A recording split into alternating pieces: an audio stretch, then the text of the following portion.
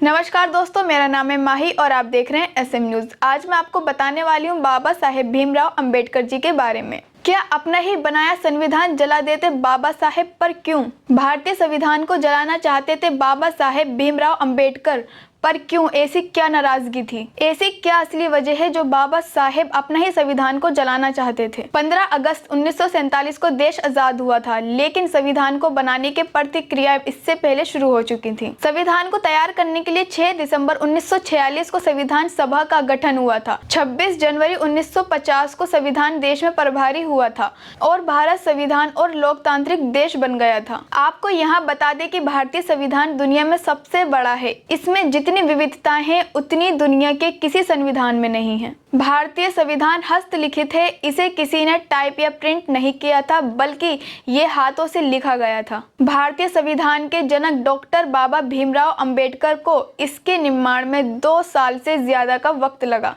और बाबा साहब ने ही इस पर सबसे ज्यादा मेहनत की है। लेकिन क्या आप जानते हैं कि इतनी मेहनत के बाद भी बाबा साहेब खुद ही चाहते थे कि संविधान को जला दिया जाए? इसके पीछे है एक दिलचस्प कहानी। दरअसल 2 सितंबर 1953 को राज्यसभा में बहस यानी कि डिबेट का मौका था। सदन में बहस जारी थी। मुद्दा था राज्यपाल की शक्तियों को बढ़ाना और अल्पसंख्यकों के हितों को ध्यान में रखना। बाबा साहेब इस पर अड़े हुए थे। संविधान संशोधन का पूर्ण दौर समर्थन कर रहे थे। राज्यसभा में बहस के दौरान ही बाबा साहेब ने कहा था कि छोटे समुदायों और छोटे लोगों को हमेशा यह डर सताता है कि बहुसंख्या, मुझे इसकी कोई जरूरत नहीं है, क्योंकि ये किसी के लिए भी अच्छा नहीं है। हालांकि हमारे लोग इसे लेकर आगे बढ़ना चाहते हैं, लेकिन हमें याद रखना होगा कि एक तरफ बहुजन संख्यक है और एक तरफ अल्पसंख्यक है, और बहुसंख्यक ये नहीं बोल सकते कि हम अल्पसंख्यकों को महत्व नहीं दे सकते हैं, क्योंकि इससे लोकतंत्र को नुकसान होगा।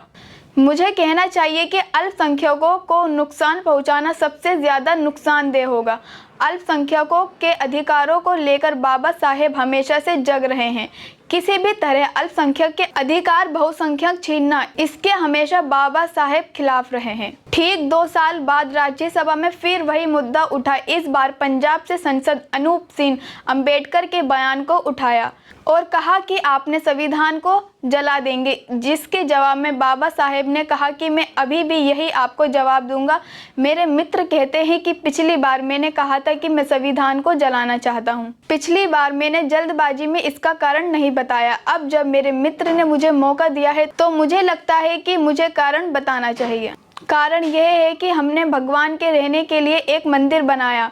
इससे पहले कि भगवान को वहां स्थापित किया जाता, वहां आकर एक रक्षक रहने लगा। तो उस मंदिर को तोड़ देने के अलावा क्या चाह रहा है?